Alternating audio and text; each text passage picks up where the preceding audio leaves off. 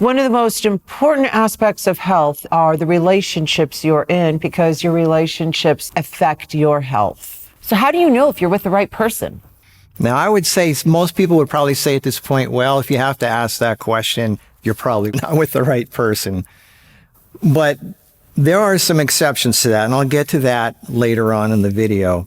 But I'll just say real quick, my answer to that is really easy. And I think it's a really, really good one. And that is, how do you feel when that person is with you?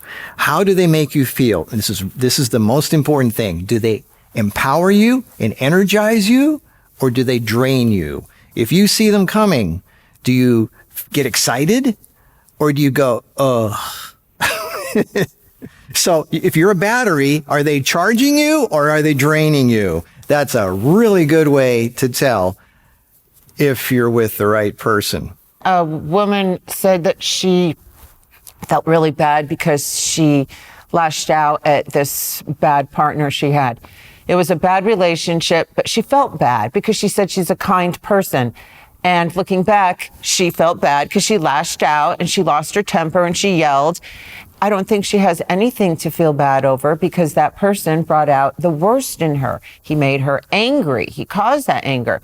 If you're with the right person, there's no need. There's no angers there. I was with two people that were in my life in business, and every time I'd be near them, I would get angry. They would bring out the worst in me. And that's when I realized, boy, do people either bring out the best in you or the worst in you? Sometimes there's legitimate reasons to get angry. I think it's how you deal with it. Is the other person receptive to why you're upset? Because things happen. I think people get upset. If the other person, rather than people just putting up walls and fighting, I think if the other person just sits there and listens, maybe you got a point there. I think that's really, really important in relationships is someone who listens, not just where people talk at each other. Sometimes they're just frustrated because too many things are going wrong in their life. It's not necessarily the person, but they're taking it out on the person, or they're just angry in general, and that person thinks it's aimed at them, but it's not. It's, I think a lot of it is like really looking through and say, are they really angry at me? Or are they angry at life in general? Or did something upset them today and they're just venting on me? I'm talking about both of those guys that that brought out the anger in me. They were very romantically interested in me, and I wasn't. And I worked with both of them. I had business dealings with both of them, and they made me angry to be around because maybe they kept hitting on you. And I thought, if I was in a relationship with these guys, I would be always angry because I'm not happy. Well, that's what I said in the beginning. I said, if you feel excited and energized around somebody, that's a good sign. If you feel like you're, well, yes. Like it's just nothing's not right, and you feel drained, and you have to work at it. I think that we're back to my original statement. No, we need forgiveness, not hold things, grudges, and bring stuff past wrongdoings up in fights. Yeah, it's funny how women have this memory of like 6 years ago on Tuesday morning at 8:15 a.m. It's like, it's amazing how women can remember the most precise moment where something happened, but yet they can't remember where they left their glasses or their phone. Yeah, the thing is finding that good partner, and manipulative, bad people, narcissists, they don't reveal themselves right away. So the goal is to have the patience, to, keep it slow until the person reveals themselves. Everybody's on their best behavior. Anybody can make a good first impression, but you want them to make a good 5th and 10th and 50th impression. Then you found a good guy. So all that takes time, and I think women especially jump into relationships way too fast. Somehow I've been lucky with my past two relationships. It kind of moved quickly, you and my ex. But Because it felt I guess, energizing. yeah. And the ones that didn't feel right, I said I had 3 months, at least 3 months of intense seeing this person, before I made a decision. Of course, I liked them, but, if anything came up within that 3 months, that's it. It's got a red flag, and it's a shame that they don't teach this in school, because they should teach how to look for red flags. Well, I think there are signs, like how do they treat other people? How are they in public situations? There are signs, but we want so badly for that person to be the one. They're in denial of the signs, and that's a big, because women especially want romance. I think emotion leads people to denial easier than logic-driven way of looking at life. I guess it's just observing, a lot. My parents, they had a very dysfunctional relationship, and my mother had, every other relationship she's had has been dysfunctional, and I just would watch it, growing up, and be like, take notes, on how not to be. Nobody should look for somebody else to complete them. You should already be complete, and that person complements you, and you go through life together. But if somebody looks for somebody who has what you don't, I don't think that's going to last. All right, so here's my second big point. This is I think, something that a lot of people don't want to hear. A lot of times what people want is not what they need. Sure, that person might be what you want. And this goes with anything in life. I don't know if you ever notice this. When you finally get what you want, there's like this empty feeling inside you. People want the perfect relationship. They want that person where everything is just perfect. Everything goes great. You're in love. Everything is wonderful. Okay, well, we have that kind of, but I think most people don't. I learned this in all my other relationships. Just because there is stress and there's tension and there's issues and fighting or whatever, maybe that person is in your life to teach you something. Maybe that person is there to make you grow and learn lessons. A lot of the things that were bitter lessons, that were painful, those were things I had to go through. I had to learn lessons the hard way. And just like when you go to the gym, working out is painful. It's not something that's really that much fun. But in life, some of the relationships we have, they might seem like the wrong relationship.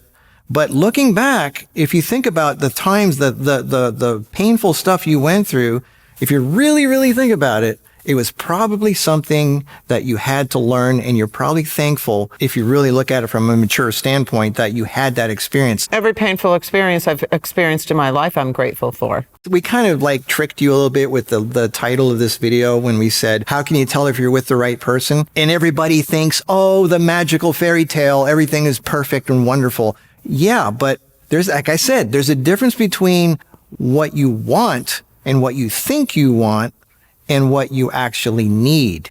Those are two different things. Everybody wants the person who gives them cotton candy and ice cream. But really what you need is the teacher in school. And who likes the teacher? They're boring. They're not fun to be with. We want the cotton candy and ice cream man outside. I think in life, some of the really nasty relationships we have were there for a reason. I think when we die and we look back and replay our life, we go, oh, I get it now. Now I know why that person was in my life. You don't also, it doesn't have to be, negative. You could be in somebody's lives and, you've left them with something major. Like I've changed every person's life I've been with. Well, you're a wonderful fairy. But what I'm saying is there's people out there who have, I hate to say the word abusive or negative or bad things. If you are mature enough to survive that, and now you know what to avoid, but you learned a lesson from that. Well, that's not necessarily true either, because somebody that's been abused can look at, some sort of abuse as love, because that's what they looked at, that's what they had as a child. Now they're going into adulthood. Now that's so dangerous, because now they're dealing with strangers and they're in a bad relationship. The best thing to do before trying to build a healthy relationship builds the kind of life and mindset that allows you to choose and sustain a healthy relationship. Right, but you learn that by learning the hard way what to avoid and why, and from experience. People are addicted to, like the song goes, they're addicted to a certain kind of sadness and drama. I like vanilla. I'm vanilla. I don't like any of that crap. Right. I like my heart. I like peace. I'm sorry, go on. If those people keep staying in that pattern, they didn't learn their lesson. They're addicted to that because it's all they know. That's what they grew up with or whatever. Well, that's what they're comfortable with. Therapy comes in. But that, what you say, if that's what you grew up with, that's what you're comfortable with. And and people they stay with what they know, even though they know it's not good for them. It's what they know. So they stay with it. But so you have to get out of that pattern. And, and that's what lessons are for, is to teach people how to get out of the pattern that is holding them from progressing in life. My first relationship, I don't know what I was doing. It was abusive. I wanted it to work, because I had a baby with this person and I wanted the family, and I gave it 3 years and it was ridiculous, too long. In that 3 years, I saw what I didn't want, and he was very jealous, negative, angry all the time, bossy, kind of like on steroids. And I got out of there.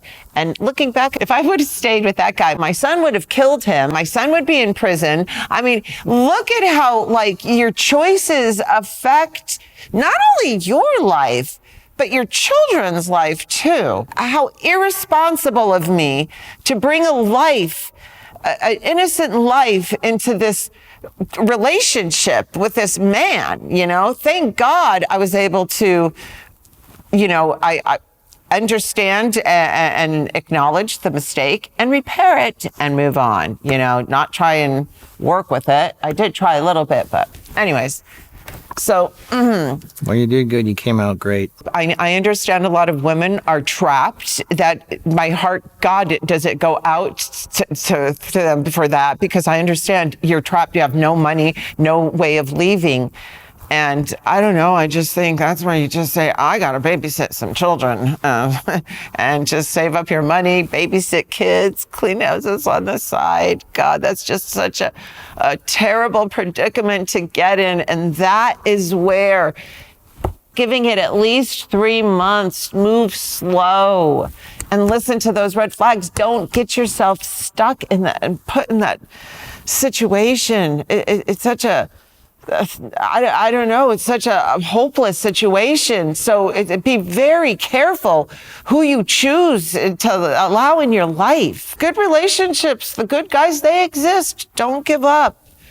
Be discerning. I think life is a big test. At first, it tests you with, don't think the first thing that comes along is the right thing. It's probably a test. It usually is. Even the second thing, the third thing. I'm thankful for every relationship I've ever had. They all had challenges, which is great because it helped me grow and learn. And I was able to step back and see the challenges, learn from it, grow, and progress. So thank you, everybody who I've ever met in my life, because you really helped me get to where I am. Isn't that so beautiful if we could all, meet and help each other, teach each other lessons, move on, do the... Well, that is my life, basically. If you're, that's it. You choose mature people who aren't insecure or jealous and stuff, and who are very mature and see things for what they are. But I think when we first meet somebody, we see what we want to see. We're blinded by the what ifs and the fantasy. Your mind might not be working quite clearly, but I always say somehow you're deep inside, your gut, your core is telling you all. You already know. You just don't want to hear it sometimes. So I say, don't listen to the logic, listen to your gut feeling, that quiet voice that's trying to get tugging at you. Hey, hey, hello, listen to that. because it's trying to tell you something. And usually when you don't listen to that inner gut feeling, that's when maybe you have a lesson to learn. I think ultimately everything is okay because you learn from it. And hopefully you survive and you get something better after that. Personally, for me, ladies, I think this is a good piece of advice. If a man ever snaps at you in the beginning or yells at you or, of course, touches you inappropriately, like physically hits you or something, or steals something from you or manipulates you somehow, the first time they do that, you have to cut it. Never see them again. Look, they couldn't even hide it in the beginning. That's just the first little thing. That's in the beginning. And I see a lot of women, they get after a certain amount of time, they accept the man comes back begging for forgiveness and they give him a second chance to destroy their lives. Yeah, and this time it's a full life destruction. Healthy relationships, they exist. Don't give up. It took me 50 years. Me too. I don't regret any of my relationships. They were all learning experiences, stepping stones. They were teachers. I had second grade, third grade, fourth grade. You graduate. So I'm thankful for all my teachers. And if you don't know how to find and recognize a healthy relationship, which, a lot of people don't have that mindset. The best thing to do is just fix yourself, focus on yourself, make yourself, work on yourself, be the best person you can be. I think that's probably the most important thing. That's what I was doing before I met you. That's one of the most important things in finding the right person. In order to get someone who's right for you, you need to make yourself right for them. And that requires homework, work. You just got to work on it. If you're not ready for them and they come around, they're going to look at you and go, all right, thanks, bye. When you go after what you want, always remember you're probably not the best judge of what you really need. Thanks for being in my life. I'm one of the lucky ones, but I think I worked hard all my life to get to this point. So it's not like it just happens and you're lucky. You have to earn it. I worked hard to get to where I am as I'm not even that mature yet. I'm still working on it, but I got it to a evolved enough point to where you could come in and fit beside me. And you were evolving yourself at the same. If we had met 10 years earlier, we would not have been right for each other. We weren't evolved enough for that. So it happens at the right time. Be patient. It's another investment in your life. And investments take time. And patience and hard work are what pay off in the long run. So work on yourself. Don't worry about that other person. Focus on yourself. When you meet people, listen to your soul. Listen to your gut feeling. Does that person make you feel energized and alive? Or do you feel a little weird, like they're draining you in some way? How do you feel afterwards? Pay attention to that stuff. Not the fairy tale part. I just hate dating. I'm so glad I'm not in that scene anymore, It's when you don't look for something, that's when it comes to you. So you don't even have to date. Right. It's usually, I think, the people that meet each other that are right for each other, life just kind of pushes them together unexpectedly. When you go looking for it, that's when you find trouble, I think. You don't have to go looking for it. Life will present it when it's time. I guess so. Have patience.